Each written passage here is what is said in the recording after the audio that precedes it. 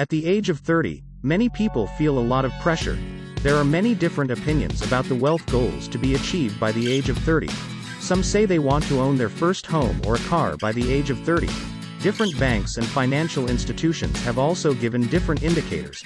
The bank deposit at age 30 needs to be 25% of your annual income, while others say that the bank deposit needs to be at least 1.5 times your annual income.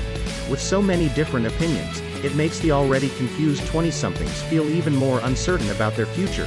In fact, everyone's situation is different, and we live in all corners of the world. Everyone has different spending habits. Some people like to live more extravagantly, while others prefer to live more minimally.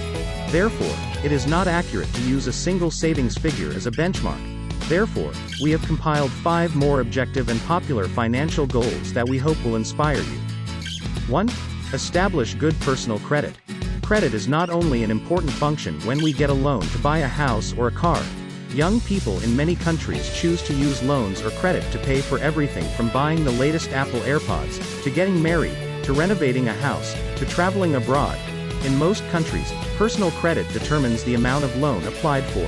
Therefore, good credit can save you a lot of money and give you more investment opportunities than others.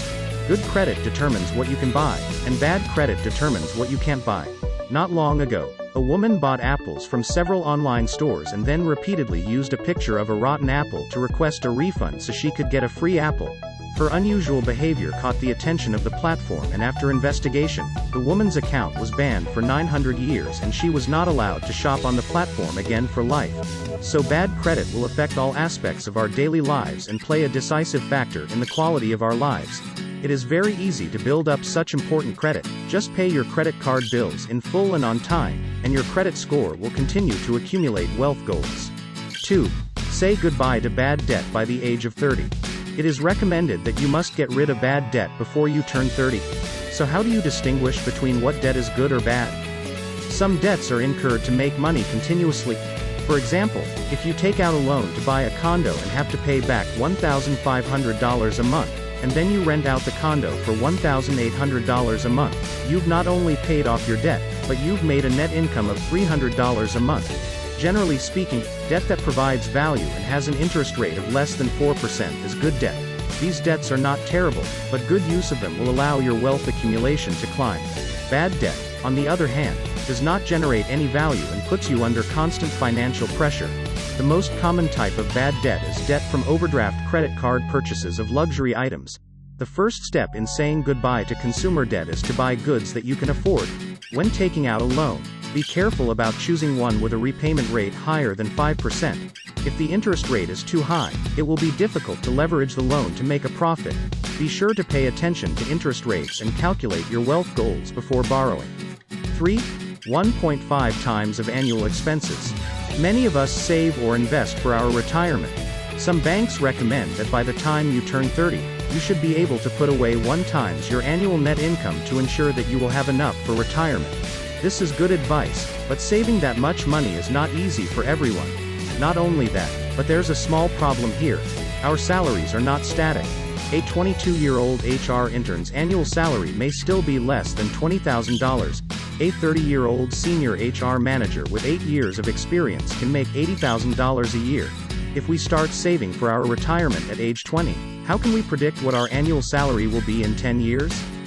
And everyone spends differently, and the expenses we face at each stage of our lives vary greatly. The best way to calculate this is not by how much you earn, but by how much you spend each year.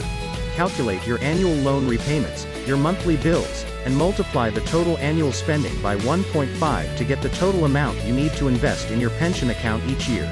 By doing this, you can ensure that your future living expenses will not be discounted, no matter how your salary changes. 4. At least 2 income by age 30. Rich people have at least 7 different sources of income.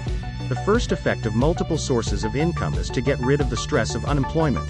Most people have only one source of income, and that source is often salary. The scary reality is that jobs are not as stable as one might think. In 2018 alone, there were 21 million unemployed people in the United States. In 2020, the COVID-19 hit the service sector with massive layoffs. This means that if your salary is your only source of income, be careful. One more source of income is one more way to make your life less miserable in times of crisis. In a good market, more sources of income will allow you to achieve financial freedom faster. When you are comfortable with your income stream, you can use it as leverage to get more income for yourself. Let's use the classic real estate industry as an example. If you work for a real estate agent, helping landlords with their properties and earning your commission, then this is your first source of income. As your knowledge of the industry grows and your income accumulates, you begin to invest further in real estate yourself, at which point you also become a landlord and can earn rent by renting out your own estate, which becomes your second income. Then you can start an online course or YouTube channel to share your insights on real estate management, and that becomes your third source of income. It's not difficult to create your own second source of income. It's the easiest and least expensive to get started in your own industry. If your job is really nothing to dig deeper into, then a part-time job on weekends or evenings, the income received to invest in stocks, is also a great second income. 5. Save 25% of your income every month. Saving 25% of your monthly income does not mean that you should put 25% of your income into a regular savings account every month, but rather that you should develop a good financial habit. Most of the investments do not depend on the principal. Without the principal, what to invest in? The reason why many people can't start investing is not that they don't earn much, but because they spend their money in places where it shouldn't be spent. You can choose to use financial management apps to record your expense. You can also manually bookkeeping. The purpose of doing this is to know what you are spending each month. For example, many people were forced to cook at home recently, saving a lot of money on going out to socialize. They realized that cooking at home was not only nutritious and balanced but also saved them a lot of money. In fact, we can simply look at the monthly expense list and see clearly which expenses can be saved for investment. We recommend that before you turn 30, you can save 25% of your monthly income and use it for financial management and investment. The power of compound interest is amazing, and the sooner you start, the sooner you can achieve financial freedom. No matter what city or country you live in, no matter what kind of lifestyle you aspire to, the 5 small wealth goals we mentioned above are for everyone. They can be started immediately because they are not aimed at achieving, but at developing better financial habits. The core of achieving success is to apply what you learn and stick to it. If you have any money management tips, please comments below. Here is Monopony. Welcome to like, comment and subscribe. See you next episode.